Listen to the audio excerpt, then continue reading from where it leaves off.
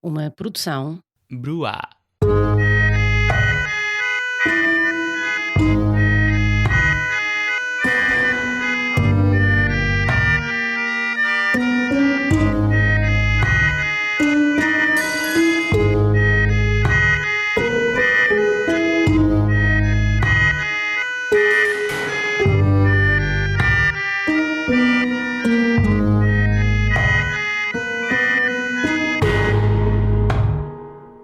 A bebé da bagageira. Rosa Cruz, residente em França, pariu a sua filha e durante 2 anos manteve refém numa cave fétida ou na bagageira do seu carro. Nos primeiros 24 meses de vida, esta bebé não viu a luz do dia, passou o tempo quase sempre sozinha, mal foi alimentada e não teve cuidados de higiene. Em 2013, a menina foi salva quando a mãe levou o carro a uma oficina de terração. Contudo, o facto de não querer abrir a bagageira da viatura de onde vinha barulho levou os mecânicos a desconfiar. Descobri a menina no fundo da mala, nua, ao lado de uma alcofa toda podre, nojenta. Dei um salto para trás por causa do cheiro, contou um funcionário daquela oficina, revelando ainda que Serena era branca como a cal. Estava deitada sobre sacos do lixo e rodeada dos seus próprios excrementos. Do seu lado, a criança tinha ainda um biberon com leite completamente fermentado. Uma bebé entre fezes, moscas, larvas, fraldas sujas e lixo. Pálida como o gesso, ofuscada pela luz que mal conhecia, tentava respirar, como se estivesse a sufocar.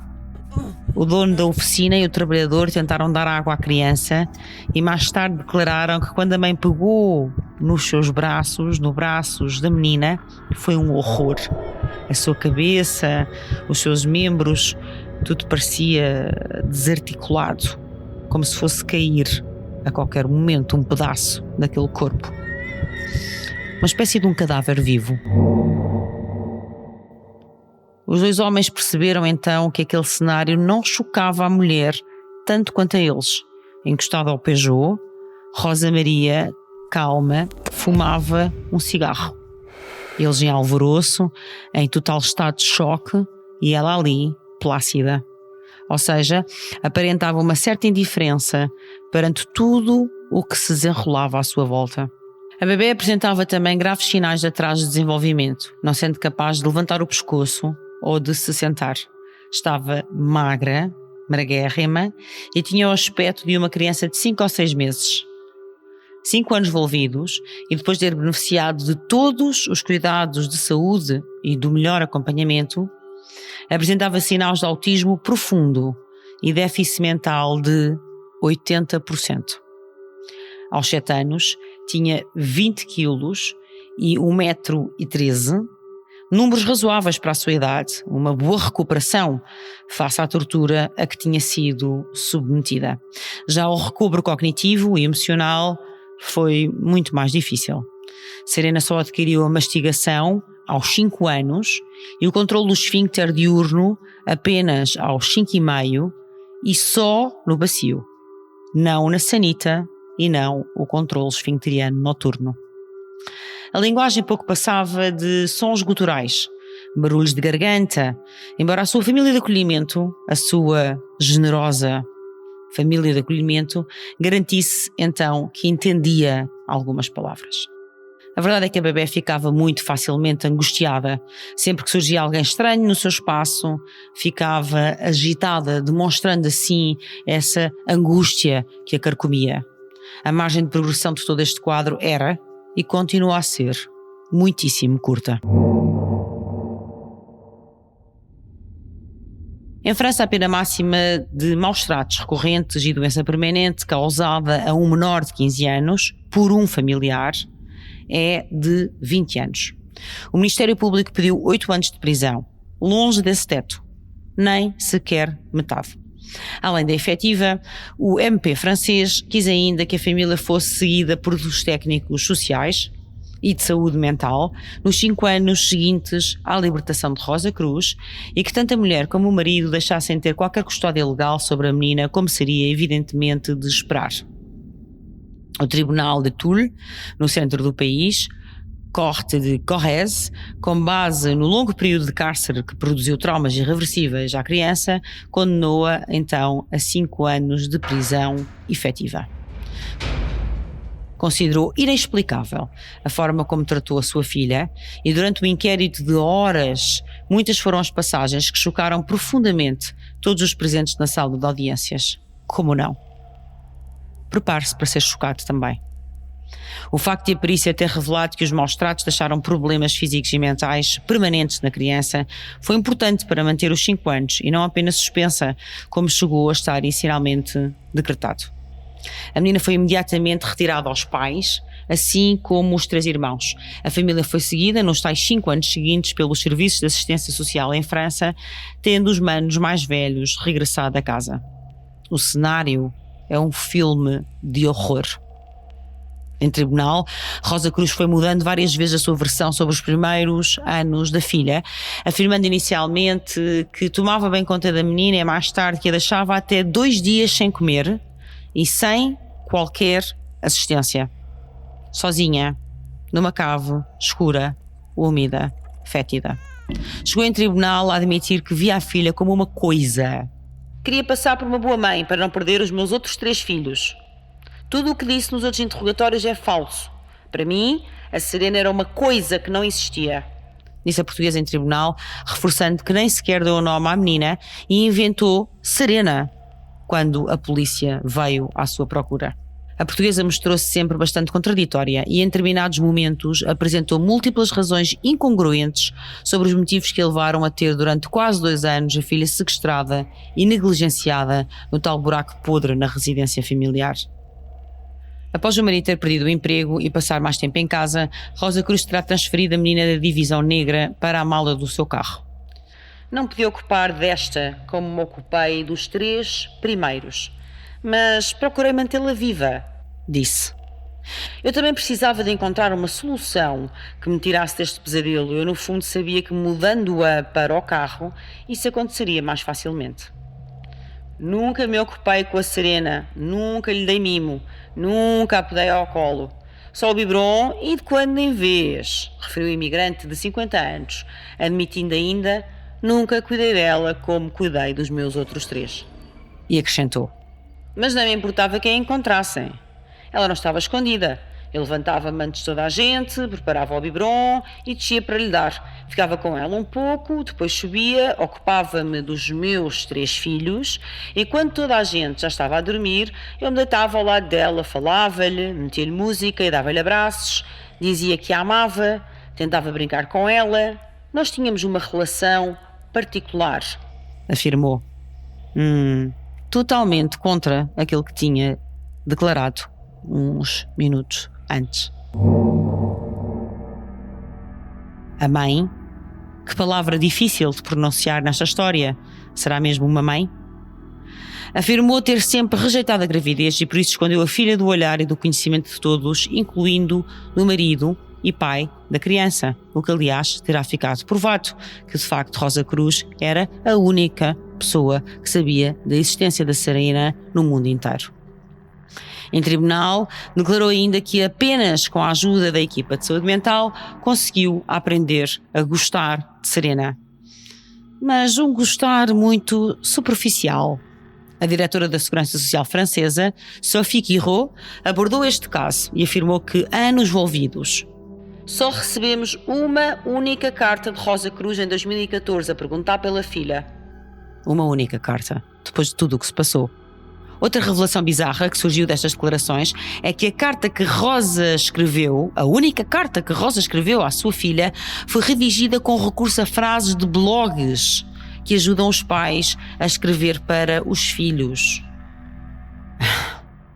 Atenção que este caso tem uma enorme complexidade inerente e deixou a comunidade científica envolta em grande curiosidade e debate, tendo inclusivamente merecido enorme destaque junto dos psicólogos e psiquiatras que acompanharam o processo. Os colegas afirmaram que não conseguiam enquadrar a situação psicopatológica de Rosa Cruz em nenhum tipo de quadro clínico.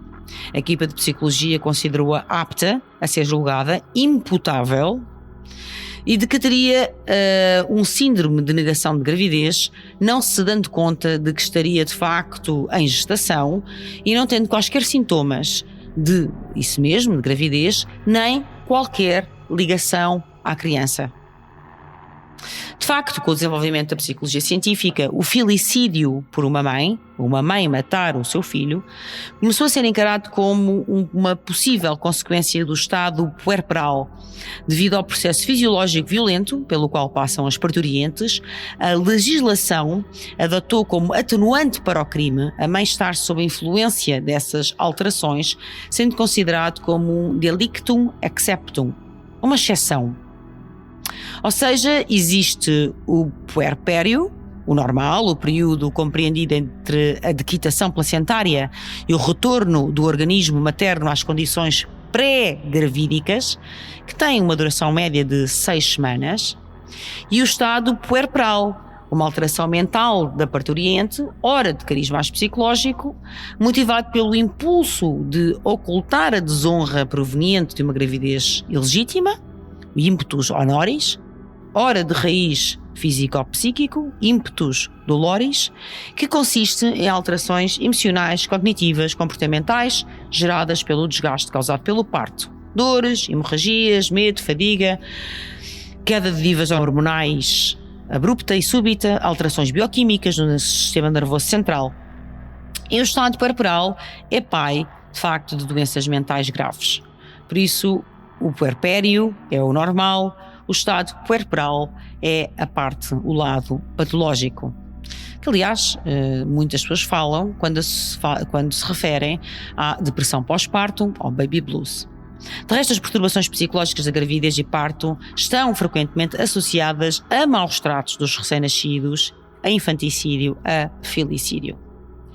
Note-se que já tinha formulado esta possibilidade no livro Psicópatas Portugueses, o livro primeiro. Como então se disse, os reais motivos que levam a mãe a matar o seu próprio bebê são praticamente coincidentes com os encontrados nos distúrbios psiquiátricos puerperais, a saber, gravidez indesejada, sobretudo quando associada à violação ou vergonha social, quando se é primípara, mãe de primeira viagem, quando há complicações obstetrícias, quando há falta de aleitamento materno, desemprego e problemas económico-familiares, conflitualidade conjugal, fraco suporte familiar. A investigação demonstra, aliás, que os transtornos psiquiátricos ocorridos na gestação e no puerpério são fatores de risco. Ora bem, alguns destes vetores batem certo com a descida aos infernos da bebê Serena. De facto, a gravidez era indesejada, como veremos, já do terceiro filho o pai a tinha rejeitado e provavelmente a mãe já saberia disso de antemão, que não era uma gravidez desejada pelo pai, não seria. Não sabemos se havia problemas sociofamiliares maiores, mas é um casal que está em França. Sabemos como a imigração é um processo de elevadíssimo stress, de ajustamento e de adaptação. E sabemos que alguns problemas também económicos existiriam, inclusivamente este pai, entretanto, ficou desempregado. Claro que isto justifica que alguém mate os seus filhos? Claro que não. Digamos que estas são variáveis na equação. Em cima de um distúrbio de personalidade ou de uma doença psiquiátrica, estas condições criam, juntamente com o estado puerperal, as alterações todas fisiológicas, hormonais que me referi, criam o pasto ideal para o filicídio. Podem juntar-se a outras variáveis e criar a tempestade perfeita que leva a um dos crimes mais repugnantes da humanidade. Domingos Alves foi ouvido em tribunal e o respectivo discurso também surpreendeu e desgostou profundamente quem o ouviu. O marido da imigrante portuguesa, operário da construção civil de 45 anos, afirmou: "Ela é uma boa mãe. É uma pena, não o devia ter feito." O homem pediu ainda que a filha do casal, nessa altura já com 7 anos, voltasse para casa, reiterando que Rosa Cruz é uma boa mãe e que se quisesse fazer mal à menina, Matava, já a tinha matado e não o fez. Bom, será que Domingos tinha noção do grau de sofrimento, da extensão dos danos causados a Serena? Pede para que ela volte para casa considerando o superior interesse da criança ou levando em linha de conta apenas a sua própria consciência ou uma certa e determinada imagem social?